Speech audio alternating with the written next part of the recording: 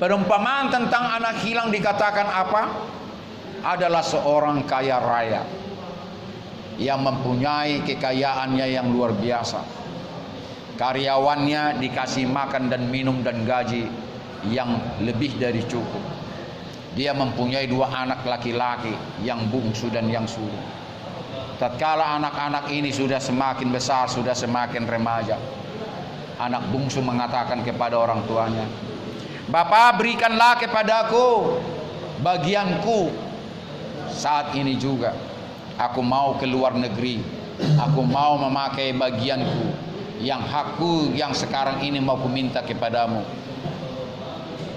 Terus orang tuanya mengatakan, "Engkau belum cukup umur, engkau belum ahli untuk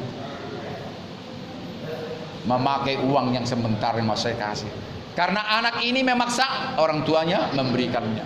Saudara tahu apa akhirnya? Uang ini dipakai untuk berpoya-poya. Uang ini dihabiskannya tanpa menghasilkan uang yang lain. Giliran habislah uangnya, dia bekerja ke ternak babi. Ya, tatkala dia mengembalakan babi-babi itu, dia pada saat itu kelaparan. Dia merasa makanannya tidak cukup. Dan dia katakan apa? "Aku akan memakan nasi babi ini karena aku tidak cukup makanan yang kumakan daripada tuanku." Dan dilihatlah dia memakan nasi babi itu, dan dilarang tuannya lah dia memakan nasi babi itu. Karena itu makanan untuk babi-babi, bukan makanan untuk sang pekerja di situ. Dan menyesallah dia atas perilakunya di mata Tuhan dan di mata orang tuanya. Sedangkan dia makan nasi babi saja tidak bisa, tidak bebas. Diingatlah karyawan-karyawan orang tuanya yang begitu bebas untuk makan dan minum, mendapatkan gaji yang lebih daripada cukup, dan mendapatkan rumah yang layak. Sadarlah dia dalam kondisi seperti itu, inginlah dia mau pulang ke rumah bapaknya. Pada saat dia menghadapi kelaparan yang mau memakan nasi babi dan dilarang, inginlah dia kembali ke rumah bapaknya yang makanan yang boleh dikatakan lebih dari cukup, dan karyawannya tidak pernah kelaparan. Di rumah bapakku banyak karyawan-karyawan, banyak orang-orang pekerja, mempunyai gaji yang cukup, memiliki makanan yang tidak pernah kekurangan. Aku akan kembali ke rumah bapakku, dan aku mau menjadi pekerja bapakku. Dan saudara ingat apa kejadiannya? Pulanglah dia ke rumah bapaknya, dan bapaknya malah meminta dia untuk tinggal bersama dia. Sekalipun anaknya meminta dia jadi karyawan, tapi engkau tetap anakku. Engkau tetap anakku. Aku merindukan engkau selama ini, aku mencari engkau sekalipun engkau menyakitkan hatiku. Jadi demikianlah antara Tuhan dan manusia. Jika kita berdosa, jika kita jauh dari pandangan Tuhan, selalu Tuhan itu mencari, selalu Tuhan itu memanggil seperti lagu kita tadi. Ya, dia selalu memanggil kita untuk kembali kepada dia. Jika kita mau kembali kepada dia, dan dia tetap mau berkenan kepada kita. Ibadah kita ini, saya sengaja membawa itu untuk kita sadar kita harus kembali kepada dia. Janganlah kembali kepada kodrat manusia yang selalu menjadi serigala kepada orang lain. Manusia itu serigala kepada orang lain. Itu sudah hukum duniawi. Jadi duniawi mengatakan siapa yang kuat, ya, memakan yang lemah. Ya, siapa yang kuat memakan yang lemah. Tetapi bagi Tuhan adalah semua, tidak ada yang lemah. Kita akan kuat karena kita memakai kuasa Tuhan, kemuliaan Tuhan. Kalau kita memakai kuasa dan kemuliaan Tuhan, kita akan diperlengkapi dengan jiwa yang beria-ria, jiwa yang semangat, jiwa yang penuh rencana-rencana yang baik, jiwa yang mau bekerja, bukan jiwa yang letoy, jiwa yang bermalas-malasan, jiwa untuk mencari jalan pintas untuk makan dan minum, bukan jiwa untuk mencuri, membinasakan, tetapi jiwa yang mengasihi sesama manusia. Inilah kalau kita memakai dia sebagai Tuhan kita sehari-hari. Demikianlah firman Tuhan yang saya sampaikan pagi ini. Dari apa yang kita dapatkan, ingatlah manusia harus kembali kepada kodratnya Tuhan, kepada rancangan Tuhan, kemana manusia itu dalam pandangannya. Mula pertama dia menciptakan, kita harus tinggal bersama dia.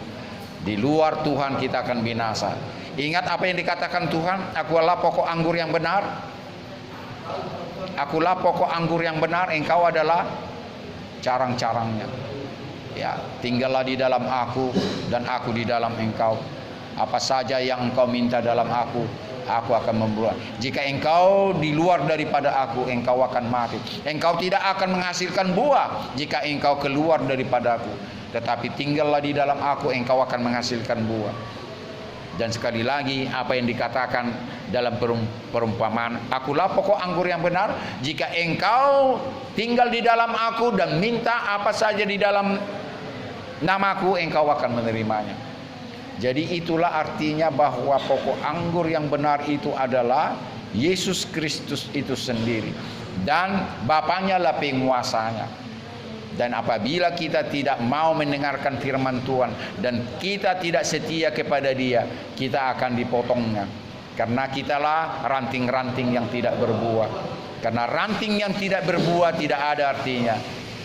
Karena itulah saudaraku, jika sekarang ini saudara tidak menghasilkan buah-buah pertobatan, buah-buah roh, mintalah Tuhan, sebelum engkau memotongku, kasihlah aku kesempatan untuk menghasilkan buah-buah pertobatan, untuk menghasilkan buah-buah yang benar, agar aku jangan engkau potong dan jangan aku engkau bakar nantinya. Inilah perumpamaan yang saya kasih kepada saudara-saudara, agar saudara tetap tinggal di dalam Tuhan, ibarat saudara ranting-ranting yang harus melekat kepada pohon itu sendiri, agar saudara hidup dalam kerukunan, agar saudara hidup dalam damai sejahtera, agar saudara hidup dalam menghasilkan buah-buah di mana Tuhan menyukakan daripada hidupmu sehari-hari. Amin. Nah, mari kita akhiri ibadah kita. Ada yang bisa main gitar? Tidak ya?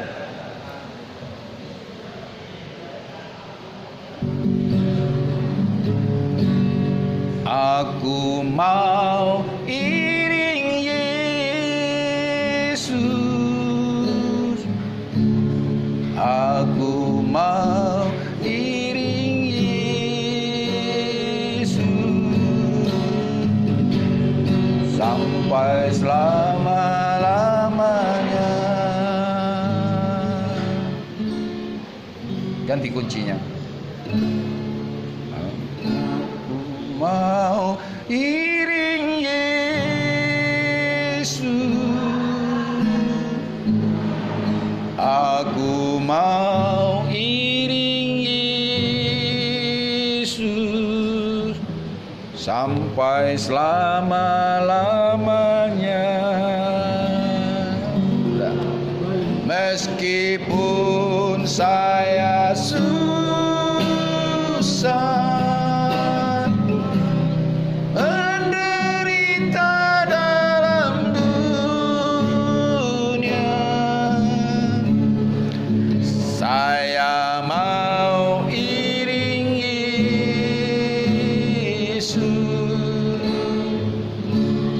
sampai selama-lamanya.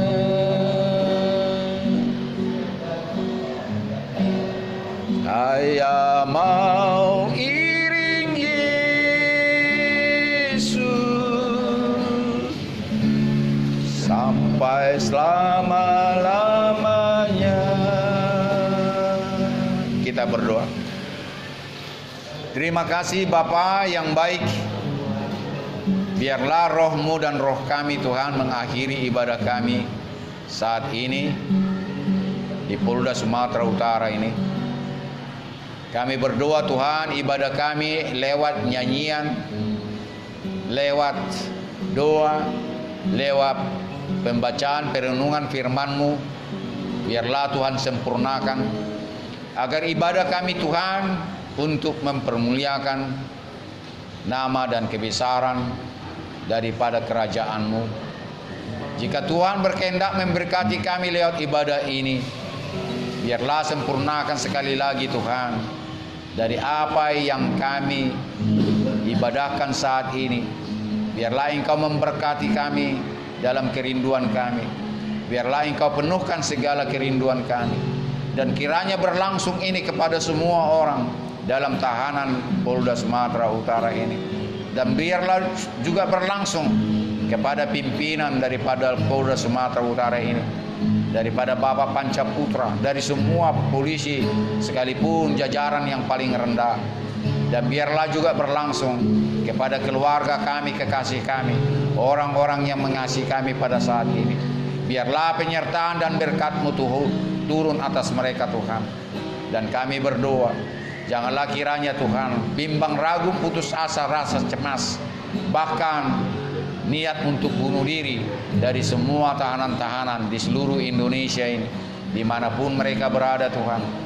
Biarlah Engkau meneguhkan dan menguatkan iman mereka, dan katakan kepada mereka bahwa mereka punya nilai yang begitu besar di dalam pandangan Tuhan. Mereka adalah mutiara-mutiara yang nantinya dikumpulkan dalam kerajaan sorga.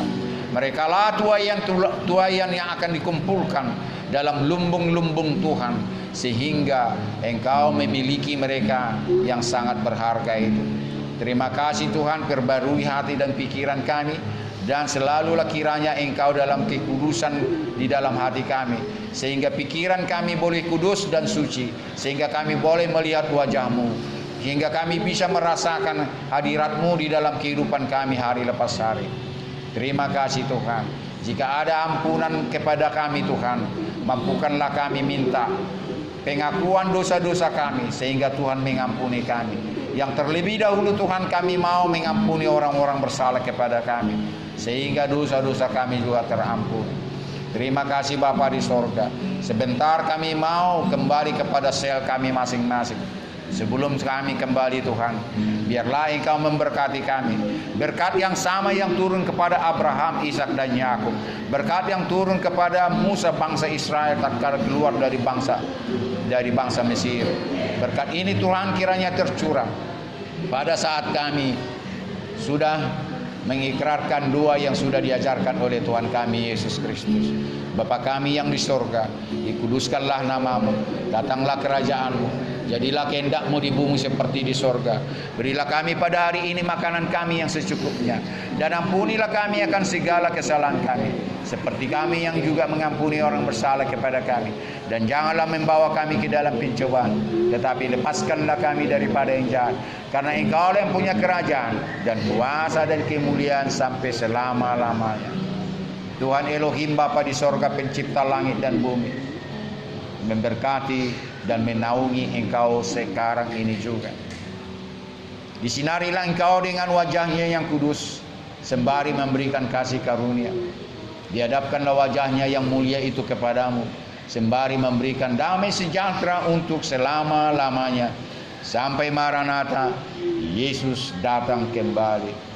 Bapa terima kasih, Bapa terima kasih, Bapa di dalam surga, ku berterima kasih. Amin, amin, amin, amin. Shalom Elohim, Tuhan memberkatimu. Sampai jumpa minggu depan.